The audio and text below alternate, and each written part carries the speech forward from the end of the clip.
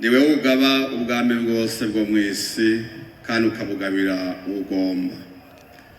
Mwami waravye ryiza umugambwe CNDD-FDD uha kurongora igihugu, maze nyaguhora ku ngoma nawe urahindukira uguha ikibanza ca mbere. Warawushoboje mwami ibitari bike, wawucanye mu bihuhusi vyinshi, usimbisha imitego itari mike, ndetse mwami uhagarara n'ingabo ku rugamba, ubashoboza mwami kuduha amahoro n'umutekano igihugu cyose.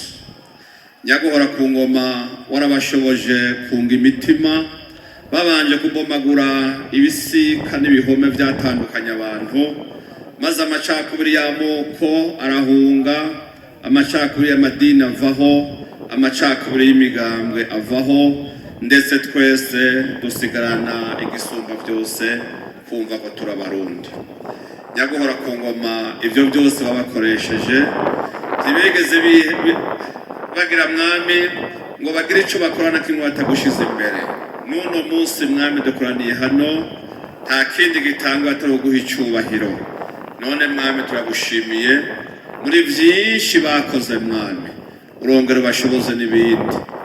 Urabaha ubudahangarwa, urabaha kwama bagira ikiganza ciza, urabaha mwami gushobora gucisha inzira n'ahatagira inzira, kuko ari wewe mwami ubashoboza.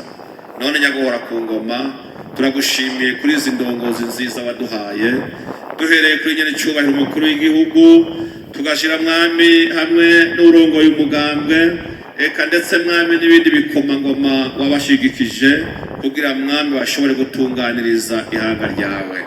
None nyaguhora ku ngoma uyu munsi mukuru tushize mu biganza byawe, intsinzi ni iyawe kuko niwashoboje uyu mugambwe gushika kuri ino myaka no gushika kuco bariko barajana ko igihugu cacu ari ryo yereko wabahaye ryo guteza imbere igihugu. Mwami Mana ishobora byose, urakomeza kuba umwansi w'abansi babo, uzogwanya n'abagwanya, uzobavuma uzomuvume, maze uzobahezagire umuhezagire. Nyaguhora ku ngoma ubaremesha igihe cyose, ugendane nabo mu ntambiko zabo zose. Ibisigaye nyaguhora ku ngoma uyu munsi dukoraniye hano kubw'umunsi mukuru w'ugwaruka rw'imbonerakure nyaguhora ku ngoma.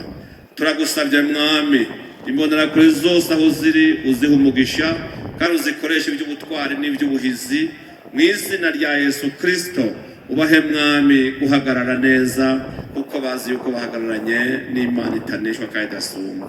Turagushimiye rero ibije gukoreka byose, haba mu majambo, haba mu ndirimbo, haba mu bindi birori byose bifatanirize hamwe, izina ryawe rihabwe icyubahiro.